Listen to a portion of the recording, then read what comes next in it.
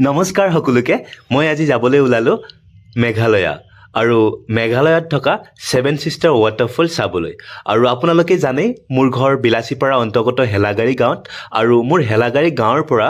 seven সিষ্টাৰ waterfall অৰ্থাৎ চেৰাপুঞ্জীলৈ দূৰত্ব 344 kilometre আৰু তালৈ যাই পাওঁতে মোৰ লাগিব 8 ঘণ্টা 40 মিনিট আৰু মই ভাবিলোঁ এদিনতে নাযাওঁ মই পোনপ্ৰথমতে গুৱাহাটীত যাওঁ তাৰ পিছদিনাখন মই চেৰাপুঞ্জীলৈ ওলাম গতিকে আপোনালোকে চাই থাকিব ভিডিঅ'টো মই আপোনালোকক দেখুৱাবলৈ চেষ্টা কৰিম মই গুৱাহাটী পাই গ'লোঁ আৰু আমাৰ হেলাগাৰী গাঁৱৰ পৰা গুৱাহাটী বিশেষ দূৰ নহয় হাইয়েষ্ট আপোনাৰ 200 কিলোমিটাৰ হ'ব আৰু মই বৰ্তমান উপস্থিত আছোঁ মালিগাঁৱৰ নতুন ফ্লাইঅভাৰখনত এটা আকৰ্ষণীয় বস্তু চাওক এইটো এটা চিম্বল য'ত প্ৰকৃতিখনক ৰক্ষা কৰাৰ চিম্বল আমাৰ মানুহৰ হাতবিলাকেৰে প্ৰকৃতিখনক ৰদ কৰিব লাগিব বা ৰক্ষা কৰিব লাগিব এইটো এটা চিম্বল ভাল লাগিল আৰু আপোনাক দেখুৱাই আছোঁ মই এতিয়া কেনেকৈ যাম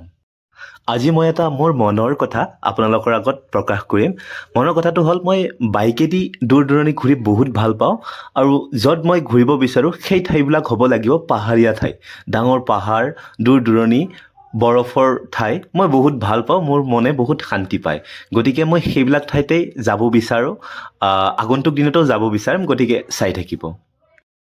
এয়া মোৰ দ্বিতীয় দিনৰ যাত্ৰা প্ৰথম দিনা আহি মই গুৱাহাটীত থাকি দিলোঁ আৰু আজি মই চেৰাপুঞ্জীলৈ যাত্ৰা আৰম্ভ কৰিলোঁ এয়া সুন্দৰ ৰাস্তা আৰু মই খন্তেক পিছতেই শ্বিলং পাম আৰু শ্বিলঙত আমি খোৱা লোৱা কৰি পেলাই চেৰাপুঞ্জীলৈ যাত্ৰা আৰম্ভ কৰিম গতিকে চাই থাকিব চেৰাপুঞ্জীৰ পৰিৱেশ কেনেকুৱা মই আপোনালোকক দেখুৱাবলৈ চেষ্টা কৰিম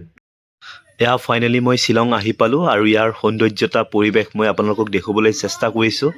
আৰু ইয়াৰ পৰা মই চেৰাপুঞ্জীলৈ যাত্ৰা আৰম্ভ কৰিম পোনপ্ৰথমতে আমি ইয়াতেই খোৱা লোৱা কৰি পেলাই আমাৰ যাত্ৰা আজি আৰম্ভ কৰিম গতিকে চাই থাকিব আমি এতিয়া শ্বিলঙৰ একা বেকা ৰাস্তাৰে যাত্ৰা আৰম্ভ কৰিলোঁ বাইকেদি সেই সেভেন সিষ্টাৰ ৱাটাৰফল চাবলৈ গতিকে চাই থাকক পোনপ্ৰথমতে আপোনালোকক মই ৱাটাৰফলটো দেখুৱাম কিমান সৌন্দৰ্য এবাৰ অনুভৱ কৰক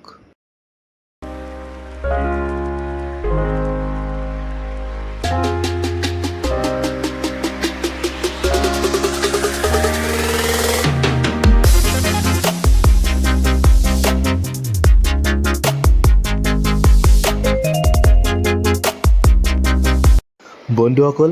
আপোনালোকে চালে সেভেন সিষ্টাৰ ৱাটাৰফলছৰ দৃশ্য সঁচাকৈ এক প্ৰাকৃতিক সৌন্দৰ্য এক মনোৰম দৃশ্য আৰু মই এই সুন্দৰ পৰিৱেশত বহু সময় পাৰ কৰিলোঁ মোৰ মন